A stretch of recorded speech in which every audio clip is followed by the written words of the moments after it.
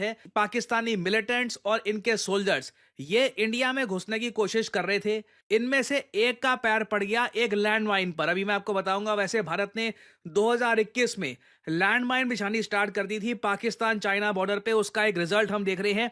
एक का पैर पड़ गया लैंडमाइन पर, बड़ा ब्लास्ट हुआ और 5 पाकिस्तानी मिलिटेंट्स मारे गए। कुछ न्यूज आर्टिकल्स ये भी क्लेम कर रहे हैं कि पाकिस्तान आर्मी का एक कैप्टन भी यहां पर मारा गया है।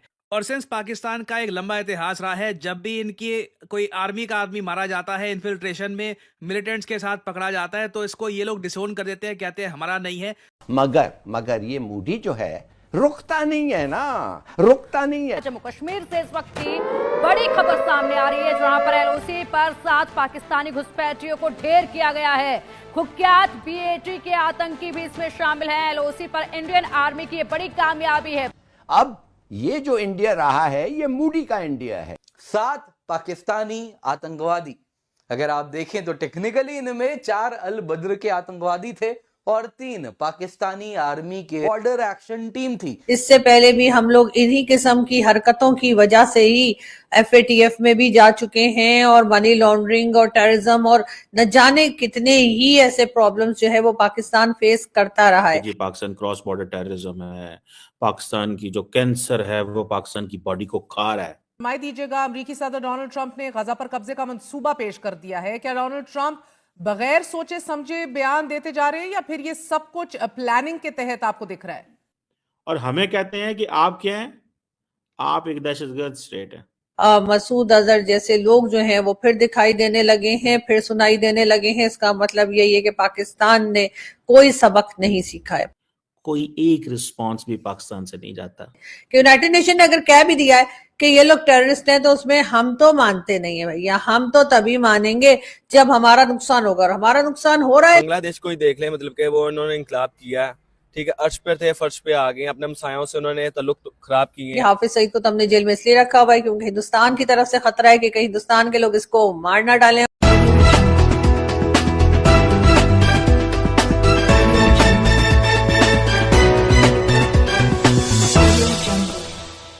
तो मोस्ट प्रॉब्ली जो ये कैप्टन यहाँ पर मारा गया है पाकिस्तानी आर्मी का, इसको ये लोग डिसोन कर देंगे। तो अगेन ये एक बहुत बड़ा झटका है पाकिस्तान के लिए। और आप एक बात सोच कर देखिए, इसी महीने ना चैंपियंस ट्रॉफी का टूर्नामेंट स्टार्ट होना है। पाकिस्तान का माइंडसेट देखिए, कितना एक अजीब सा देश है। एक तरफ ये लोग कहते हैं कि जी हमारे यहाँ चैंपियंस ट्रॉफी का टूर्नामेंट है, अपनी क्रिकेट टीम भेज दो और फुल पार्टिसिपेशन करो।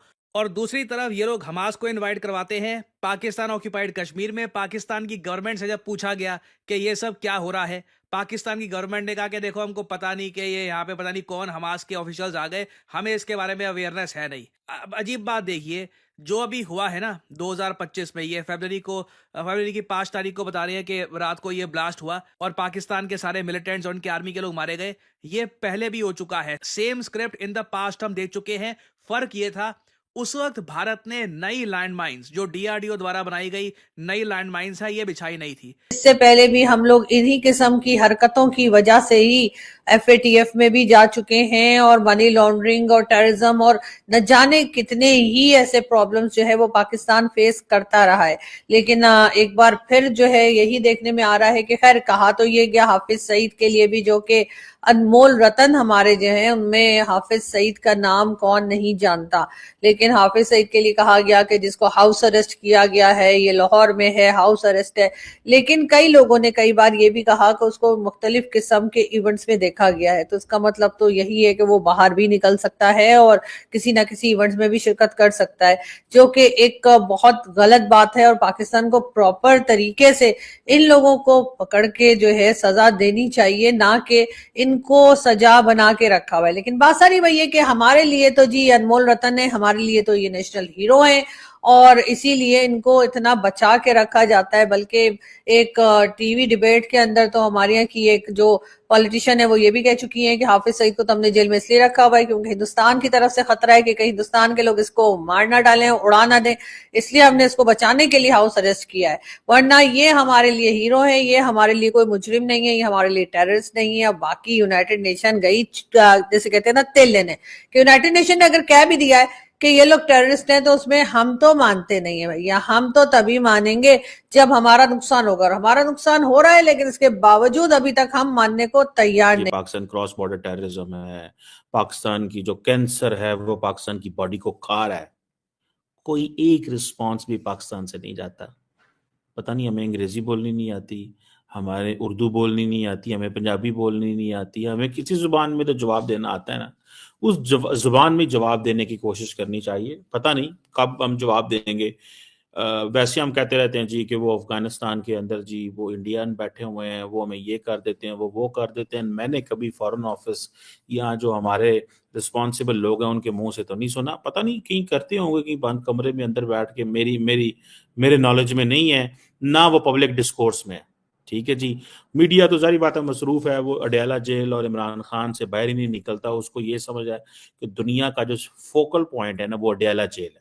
शायद पाकिस्तान के 240 मिलियन लोग ये समझते हैं दुनिया का फोकल पॉइंट अडयाला जेल है और उसके अंदर ही सारी की सारी दुनिया की सियासत बन रही है। लेकिन भाई साहब, दुनिया की सियासत वहां नहीं बन रही। इंडिया जो है वो कह रहा है जी हम सिविलाइजेशनल स्टेट हैं।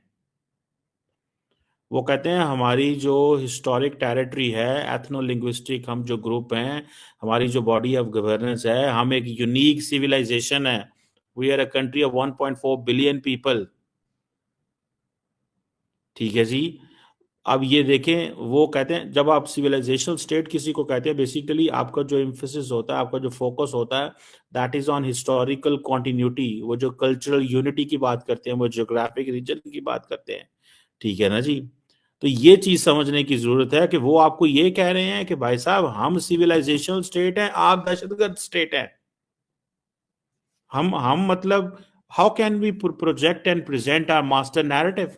हमारा मास्टर नैरेटिव ये है कि हम पिछले 18 साल से धक्के खा रहे हैं, इस सेंस में कि दहशतगर्दी हमें जो अब लपेट में ले गई है, दहशतगर्दी भी हमें लपेट में ले गई है, और दुनिया के लिए कुर्बानियां भी हम देते हैं, हमसे बात भी नहीं होती। या तो हमें बताएं कि हमें साइलेंस में सारा कुछ मिल रहा है, तो हमें पता चल जाए यार ऐसा खामोश रहना, बोलना कोई नहीं।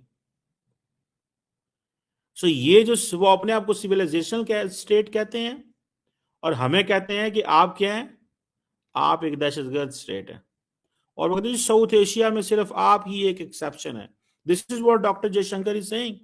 Is there anyone who is an advocate of Pakistan, who can talk, who can explain, who can tell Pakistan's story? So if Bangladesh is saying that they have a problem with India, if Maldives was saying that it had a problem with India in the past, or during the campaign of President Mozu, they were explaining the word that we are going to expel the Indians from Maldives, Indian soldiers. Pakistan को ये बातें नजर नहीं आती। वो जो narrative बना रहे हैं, वो जो कहानी सुना रहे हैं, वो दुनिया के दिलों में तीर कर रहा है। वो दुनिया के दिलों में वो बात जा रही है, और असी की कर रहे हैं, असी ये जी खुश हैं कि हमारे टीवी पे जनाब इमरान खान साहब और वो सारी बातें चल रही। कुछ यकीन करके माने, कोई समझ नहीं आती। वो अमेरिका को पता है वो क्या कहते हैं, वो अमेरिकन को क्या कहते हैं? वो अमेरिकन को कहते हैं कि हम अब हमारे अंदर अब कोई हेजिटेशन नहीं है, हमारी लॉयल्टी का टेस्ट ना लें। तो दोस्तों, ये जो हरकत की है पाकिस्तान की आर्मी ने और पाकिस्तान के आतंकवादियों ने, उसका खामियाजा उनको भुगतना पड़ गया है। ये पहली बार नहीं हुआ है। 2019 में भी एक बार पाकिस्तान की फ़ौज और पाकिस्तान के आतंकवादियों ने घुसपैठ करने की कोशिश की थी, और इसी तरह से लैंडमाइन से इनके चीथड़े उड़ गए थे। और इस बार फिर से इन्होंने बॉर्डर क्रॉस करने की कोशिश करी, और वापस से इनको इंडियन आर्मी ने LOC पर ही निपटा दिया। ये इस बात के संकेत हैं कि हमास की जो एंट्री हुई है POK में, पाकिस्तान कुछ न कुछ ऐसी उल्टी सीधी हरकत ज़रूर करेगा, इंडिया को उकसाने की कोशिश ज़रूर करेगा, या कोई बड़ा टेररिस्ट अटैक भी पाकिस्तान के आतंकवादी पाकिस्तान की आर्मी के साथ मिलकर कर सकते हैं। क्योंकि जब भी आतंकवादियों को घुसाना होता है वो कश्मीर के अंदर, तब पाकिस्तान की फ़ौज यही हथकंडा अपनाती है। एक तरफ से फायरिंग शुरू करती है और इंडियन आर्मी को पाकिस्तान की आर्मी इंगेज करती है, और दूसरी तरफ से टेररिस्ट जो है वो घुसपैठ करते हैं। वैली के अंदर, और फिर वहाँ पे जाके निर्दोष लोगों को मारते हैं। और जो ये हमास के साथ मीटिंग हुई है लश्कर तैयबा और हिजबुल मुजाहिदीन की, ये इस बात के संकेत हैं कि भारत के खिलाफ कुछ न कुछ बड़ा प्लान कर रहा है पाकिस्तान।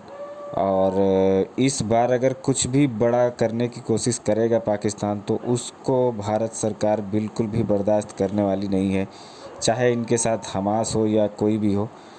अगर कोई बड़ा अटैक करने की कोशिश करेंगे तो पाकिस्तान को उसका खामियाजा भुगतना पड़ेगा। जिस तरह से अपने 7 जवानों को गंवाया है पाकिस्तान ने, इसी तरह से और भी लोग उड़ाए जाएंगे अगर पाकिस्तान ने कोई भी अटैक करने की कोशिश की हिंदुस्तान की सरजमीन पर।